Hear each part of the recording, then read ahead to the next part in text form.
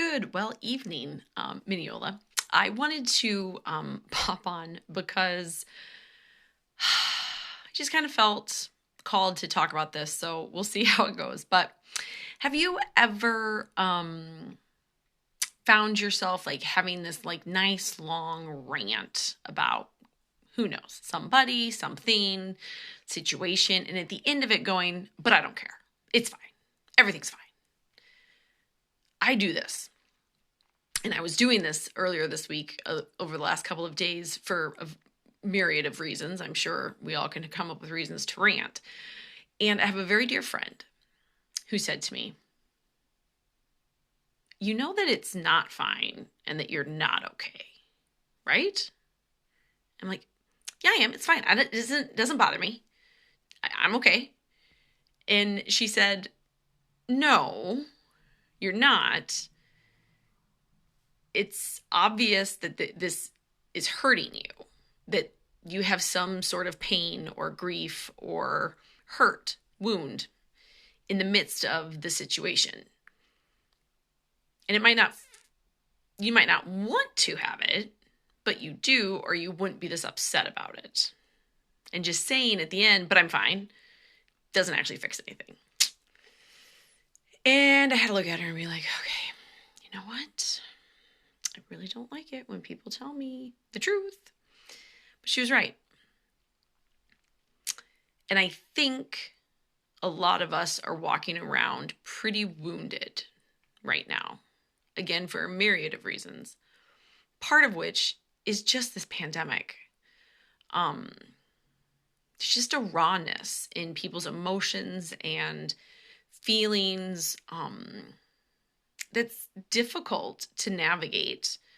It's difficult to navigate our own, much less other people's as well. And as we do enter into community in very new and very different ways, with a diversity of opinions and thoughts and comfort levels, I think we're all hurting a little bit. But if we don't actually acknowledge that, if we just do our rant and then say we're fine, we're not actually addressing the pain that we're feeling, the hurt that from goodness knows what that we might be carrying around. So not of course, but I decided, it's like, okay, you were right. I'm going to sit with this. I'm going to figure out what my pain is. And then ask the Spirit to help me discern that pain and like give it a name, and then ask Christ to heal it. And I think our pain, our wound can be really small. Something as simple as like somebody said something to me that it really hurt my feelings, to something really big, a death that we weren't able to mourn properly, or in the way that would be best for us.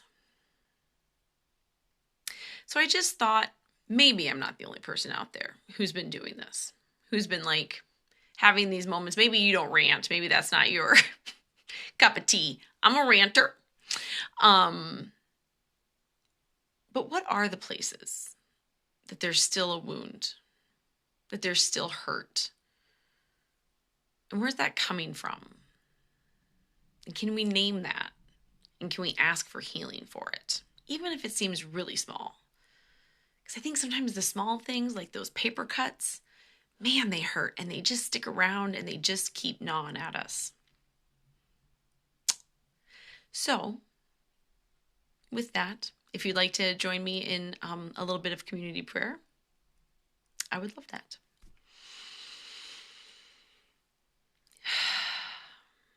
Gracious God,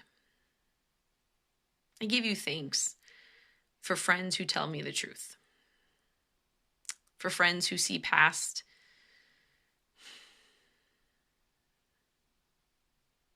the gruff and the fluff and see me. In those moments, I experience you, oh God. I experience you seeing me and loving me fully. And I thank you for that. In the days to come, I ask you to give me the discernment, the spirit of discernment and courage and reflection to name some of my wounds, large and small, the things I continue to carry around that might be hurting other people as well. And as I name them, God, I ask that you help me find healing.